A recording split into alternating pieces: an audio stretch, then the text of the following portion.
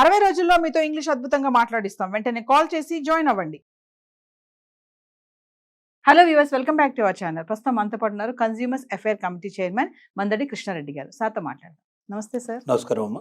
Sir, రీసెంట్గా America వెళ్ళినటువంటి ఒక మహిళ ఎయిర్పోర్ట్లో దిగగానే అక్కడ ఉన్నటువంటి officers, customs and border security officers ఎవరైతే ఉంటారో ఆమెను పట్టుకొని ఆమె దగ్గర గ్రీన్ కార్డ్ తీసేసుకొని దాని మీద విజిటింగ్ స్టాంప్ వేసేసారంట. అంటే గ్రీన్ కార్డ్ ఉన్న వాళ్ళకి విజిటింగ్ స్టాంప్ ఎలా వేస్తారు, అది అసలు ఏంటి ఒకసారి దాని గురించి? ఇప్పుడు ట్రంప్ వచ్చిన తర్వాత ఎలాంటి జాగ్రత్తలు తీసుకుంటున్నారంటే, అక్కడ ఉన్నటువంటి ఇల్లీగల్ ఇమిగ్రేట్స్ని పంపించడమే కాదు, పనికి మాలిన వాళ్ళు, పనికిరాని వాళ్ళు, అమెరికాకు భారంగా ఉండేవాళ్ళు, అమెరికా నుంచి ఏదైనా లాభాన్ని సంపాదించేటువంటి వాళ్ళందరినీ ఏరిపారేయమనేటువంటి పరిస్థితులు ఒక రకంగా ఆర్డర్స్ వచ్చాయి వాళ్ళకి.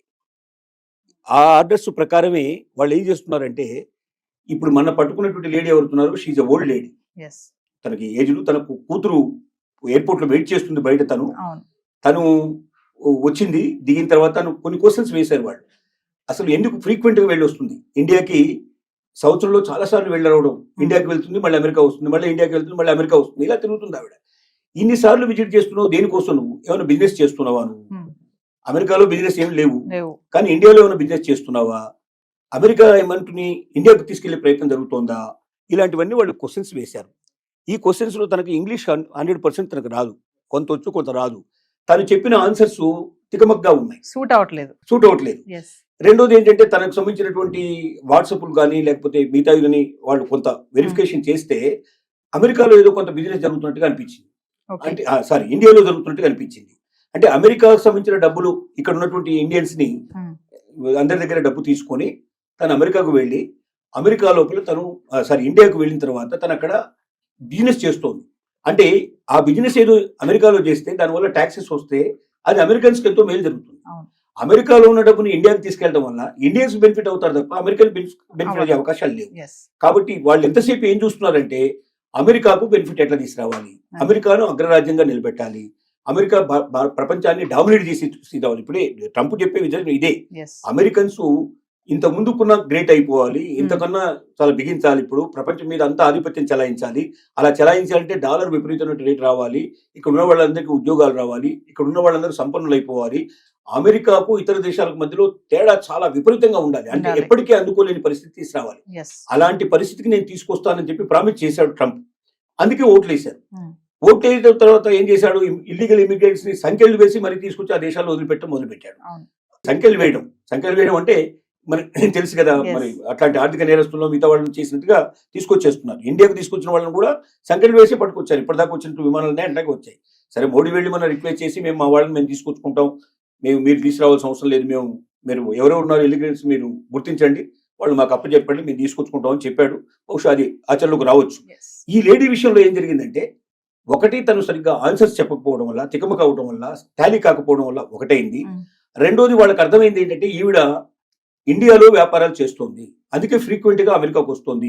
అమెరికాలో ఉన్న డబ్బుని ఏదో రకంగా ఇండియాకు వెళ్ళేట్టు చేసి, ఇండియాలో దాని ద్వారా వ్యాపారాలు చేసి ఇండియాకు లబ్ధి చేస్తుంది తప్ప అమెరికాకు లాస్ చేస్తుంది. అమెరికాకు దీనివల్ల ఏ రకమైన ఉపయోగం లేదు, పైపెచ్చు నష్టం వస్తున్నట్టుగా వాళ్ళకి అనుమానాలు వచ్చాయి. అనుమానాల వల్ల ఏం చేశారంటే, ఈవిడికి పర్మనెంట్ వీసాని, గ్రీన్ కార్డుని క్యాన్సిల్ చేసేసి నీకు టెంపరరీ వీసా, టూరిస్ట్ వీసా నీకు బండిల్ చేస్తున్నావు అన్నట్టుగా ఆ పాస్పోర్ట్ వాళ్ళు స్టాంపింగ్ చేసి ఇచ్చారు. అంటే ఇంకా భవిష్యత్తులో ఇది చేయడానికి వీళ్ళని పరిస్థితులు కనిపించారు. అంటే దీని అర్థం ఏమిటంటే, ఇది ఈవిడకు ఒక్కదానికే కాదు, ప్రపంచంలో అందరికీ దీని ద్వారా ఒక సందేశం పంపించారు. ఎవడైనా వేస్ట్ ఫెలోస్ ఉంటే అమెరికా లోపల వాళ్ళు కూడా మూటామూలే సర్దుకొని మీరు వెళ్ళిపోండి. రెండోది, ఇక్కడ ఉన్నటువంటి సంపదను తీసుకెళ్లి మీ దేశాల లోపల మీరు వ్యాపారాలు చేసుకోవడానికో లేదా అక్కడ మీరు వేరుకో లబ్ధి చేకూర్చే ప్రయత్నం మీరు చేసేటువంటి వాళ్ళు ఉన్నారో వాళ్ళందరూ జాగ్రత్త పడండి. ఇక నుంచి భవిష్యత్తులో ఇది నడవు. ఇది ఫస్ట్ కేసు కాదు, అంటే ఇది కేసు ఒకటే కేసు కాదు, ఇంకా భవిష్యత్తులో 100 కేసులు 1000 కేసులు జరిగే అవకాశాలు ఉన్నాయి అని అందరికీ హెచ్చరిక పంపించడానికి దీన్ని ఒక ఉదాహరణగా చేశారు. ఇప్పుడు దీనివల్ల మిగతా వాళ్ళందరూ సర్దుకునే పరిస్థితి స్టార్ట్ అయింది. అలర్ట్ గా అవుతారు. అది ఇంకోటి, భాష సరిగ్గా రానటువంటి వాళ్ళు ఖచ్చితంగా ఇంకొకరు భాష వచ్చిన వాళ్ళ వెంటనే ఇద్దరు కలిసి రావాలి తప్ప ఒక్కరే ఒంటరిగా ప్రయాణం చేయడం వల్ల కూడా డేంజర్ అయ్యే పరిస్థితి ఉంది. రేపొద్దున అసలు ఏమీ లేని వాళ్ళు కూడా, ఏదో వాళ్ళ పిల్లల్ని చూడడానికి వెళ్ళిన వాళ్ళు కూడా సరిగ్గా ఆన్సర్ చెప్పకపోతే, గతంలో వీళ్ళకి సాయంగా వాళ్ళే ఇచ్చేవాళ్ళు. ఎవరన్నా భాష తెలిసిన వాళ్ళని, లాంగ్వేజ్ ఎవరైతే చేస్తారో దుబాసీలు అంటారో వీళ్ళని పెట్టి వీళ్ళకి సాయం చేసేవాళ్ళు. ఇక నుంచి సాయం చేయరు వీళ్ళు, ఎందుకంటే వీలైనంత వరకు అమెరికాకు వచ్చే వాళ్ళని తగ్గించాలనుకుంటున్నారు, పెంచాలనుకోవటం లేదు. టూరిస్ట్ వీసా కింద వచ్చిపోతే వాళ్ళకి అభ్యంతరం లేదు, వచ్చి ఓ నెల 2 నెలలు మ్యాక్సిమం 6 months టైం ఇస్తారు. 6 months లో మీరు అమెరికా అంతా తిరగండి, డబ్బంతా ఖర్చు పెట్టండి, మాకు బాగా వచ్చేది చేయండి, మాకు ట్యాక్సీలు వచ్చేది చేయండి, మా వాళ్ళకి ఇక్కడ అమ్మకాలు జరిగేటట్టు చేయండి, మావి కొనుక్కుపోండి. కానీ మీరు ఉన్నవి మా దగ్గర అమ్మడానికో లేకపోతే మా డబ్బును దోచుకుపోవడానికో మా ట్యాక్సెస్ని తగ్గించడానికో మేము ఇక్కడ సిద్ధంగా లేవు. కాబట్టి ప్రపంచ ప్రజలారా జాగ్రత్త పడండి. అమెరికా ఇక ఇలాంటివన్నీ సహించదు, ఇల్లీగల్ ఇమిగ్రేట్స్ రానివ్వదు, పనికిరాని వేస్ట్ ఫెలోస్ కూడా వద్దు, పర్మనెంట్ వీసాలు కూడా మేము రద్దు చేస్తాం, గ్రీన్ కార్డులు కూడా రద్దు చేస్తాం. ఇక నుంచి ప్రతి ఒక్కరూ జాగ్రత్త పడండి అని ఒక పెద్ద హెచ్చరికకి ఆవిడ ఒక ఉదాహరణగా తీసుకోవడం జరిగింది. అంటే ఇక్కడ మేము ఎక్కువ సంపాదించలేకపోతున్నాము, అక్కడికి వెళ్ళి బాగా సంపాదించాలి అనుకునే ఆలోచన ఇంకా వద్దు అని అంటారా సార్? ఖచ్చితంగా. నేను ఒకటే మాట చెప్పగలుగుతున్నాను, భారతదేశం ఇవాళ ఒకప్పుడు భారతదేశం కాదు. ఇవాళ అవకాశాలు కోకొల్లలుగా ఉన్నాయి. ఇక్కడ వ్యాపారం చేయదలుచుకుని ఏ రంగంలోకి వెళ్ళండి, నిజంగా ప్రతిభావంతులైన వాళ్ళు ఆ రంగంలో అందరికన్నా ఎక్కువ సంపాదించే అవకాశాలు ఉన్నాయా లేదనేది మనల్ని మనం ఖచ్చితంగా ఒకసారి మనం ఆలోచించుకుంటే ఏ రంగమైనా తీసుకోండి. మీరు ఏ రంగంలో అయినా మీరు ప్రతి రంగంలో కూడా మీ దగ్గర నిజంగా ప్రతిభ ఉంటే ఒక్క ఆలోచన మొత్తం జీవితాన్ని మార్చేస్తుంది, ప్రపంచాన్ని మార్చేస్తుంది. అలాంటి ఆలోచనలు మీ దగ్గర ఉంటే ఇక్కడ కూడా మీరు రాణించే అవకాశం కావాల్సినంత ఉంది. వ్యాపారం చేసేందుకు మీరు మీ దగ్గర ఉన్న ఐడియాని పెట్టుబడి పెట్టగలిగితే దాన్ని పెట్టుబడిని తీసుకోవడానికి సిద్ధపడేవాళ్ళు, దానికి తగినట్టుగా కొన్ని 100 రెట్లు పెట్టుబడి పెట్టి దాన్ని ప్రపంచానికి అంతా అందించడానికి సిద్ధపడేవాళ్ళు ఇక్కడ కావాల్సిన మంది ఉన్నారు. భారతదేశంలో ధనవంతుల కొరత లేదు నిజం చెప్పాలంటే, కానీ ధనం కొద్ది మంది చేతుల్లో ఉంది. మొత్తం దోచంలో దేశంలో సంపద అంతా కూడా 10% దగ్గర ఉంటే 90% దగ్గర డబ్బు తక్కువ ఉండేట్లు పరిస్థితి ఏర్పడింది. కాబట్టి ఈ 10%లో ఉండేట్లు వాళ్ళు కూడా కోకోలుగా వాళ్ళు పెట్టుబడి పెట్టడానికి సిద్ధంగా ఉన్నారు. మీ దగ్గర ఐడియా ఉందా, మీ దగ్గర క్యాపబిలిటీ ఉందా, ఉంటే బయటికి రండి. ఇక్కడే లేని వాళ్ళు అక్కడ పోయి ఏం చేస్తారు? కాబట్టి ఒకప్పుడు అంటే ఇండియాలో అవకాశాలు లేదు కాబట్టి మీరు అమెరికాను వెతుకుంటూ వెళ్ళారు. ఇవాళ అవకాశాలు ఇండియాలో ఉన్నాయి. లేదని ఎవరంటే నాకు జాబ్ దొరకటం లేదు, నాకు పని దొరకటం లేదు అంటే వాళ్ళంతా సోమరిపోతు ఇంకోటి లేనట్టు మాట. ఎందుకంటే రోజు మీరు చూడండి, పేపర్ తీయండి ఒకసారి, పేపర్లు తీస్తే కొన్ని వేల జాబ్స్ కనపడతాయి.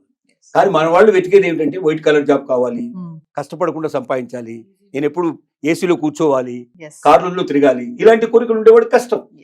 ఏ జాబ్ అయినా సరే నేను చేస్తానని సిద్ధపడితే జాబ్ దొరకపోవడం కాదు, కావాల్సినంత సంపాదించుకునే అవకాశం ఉంది. ఒక జాబ్ కాదు, పొద్దున్నే మళ్ళీ పార్ట్ టైం కూడా చేసుకునే పాసిబిలిటీస్ ఉన్నాయి. కాబట్టి నేను ఒకటే చెప్పగలుగుతున్నా ఏంటంటే, అలాంటి అమెరికాకు వెళ్ళి అక్కడ బందీలుగా మనం పట్టుబడి సంఖ్యలు వేయించుకొని ఈ దేశానికి వచ్చి ఆ అవమానాలు భరించేదానికన్నా మీ దగ్గర శక్తి ఉంటే, క్యాపబిలిటీ ఉంటే ఈ ఐడియాని ఎలాగ బయటకు తీసుకురావాలి, ఎలాగా సమాజం ఇవాళ సోషల్ మీడియా కావాల్సినంత తీసుకుంది. మీకు మీ దగ్గర ఒక మంచి ఐడియా ఉంటే మీరు సోషల్ మీడియాకి ఇవ్వండి, ఆటోమేటిక్గా ఎవరు చేరాలో వాడు చేరుతుంది, మిమ్మల్ని వెంటనే వాడే పిలుస్తాడు, వెతుక్కుంటూ వస్తాడు మిమ్మల్ని. కాబట్టి ప్రతిభావంతులారా, మీ ప్రతిభని వేరే దేశాలకు అమ్మడానికి ప్రయత్నం చేయకండి, మన దేశంలోనే మీరు తీసుకొని మీరు రాణించండి, మీరు దాని ద్వారా మన దేశానికి సేవ చేయండి అని చెప్పి మరొకసారి విజ్ఞప్తి చేయాల్సి వస్తుంది. అంటే సార్ ఒక విషయం ఫైనల్ గా చెప్పండి సార్, గ్రీన్ కార్డ్ హోల్డర్స్ ఎవరైతే ఉన్నారో వాళ్ళందరూ కూడా జాగ్రత్తగా ఉండాలి, లేదంటే వాళ్ళ వీసా కూడా రద్దు అయిపోయే ఛాన్సెస్ ఉంది, గ్రీన్ కార్డ్ కూడా పోవచ్చు. ఎంత క్లియర్ గా చెప్పాడంటే, గ్రీన్ కార్డు ఉన్న వాళ్ళ పిల్లలు కూడా అమెరికన్స్ కాదని చెప్పేశాడు. ఇంకా దాని అర్థం ఏంటి? గ్రీన్ కార్డ్ అనేది ఒక పత్రం మాత్రమే, ఒక పేపర్ మాత్రమే. అంటే నువ్వు అక్కడ జాబ్ చేస్తున్నావు, నీకు ఒకవేళ ఆ జాబ్ ఆల్రెడీ నీకు పద్ధతి ప్రకారం వచ్చి ఉంటే ఆ జాబ్ చేసుకోవడం నీకు పనికి వస్తుంది. కానీ నువ్వు పర్మనెంట్ రెసిడెన్సీ రాకుండా, పర్మనెంట్ రెసిడెంట్ అనేది మళ్ళీ వేరే, పర్మనెంట్ రెసిడెన్సీ నీకు రాకుండా, నువ్వు రెసిడెంట్ కాకుండా అక్కడ నీకు అమెరికా లోపల అమెరికా పౌరసత్వం నీకు లేదు. అమెరికా పౌరసత్వం అంటే గ్రీన్ కార్డు యొక్క వాల్యూ ఎంత? తాత్కాలికమైంది తప్ప అది ఏం లేదు. అంటే L1 వీసా లాంటిది ఒక రకంగా చెప్పాలంటే గ్రీన్ కార్డు కూడా. L1 వీసా 3 ఏళ్ళు పనిచేస్తే గ్రీన్ కార్డు ఒక 5 ఏళ్ళు పనిచేస్తుంది, 10 ఏళ్ళు పనిచేస్తుంది, లేదా వాడికి ఎప్పుడు కోపం వస్తూ అప్పుడు పంపించేస్తాడు.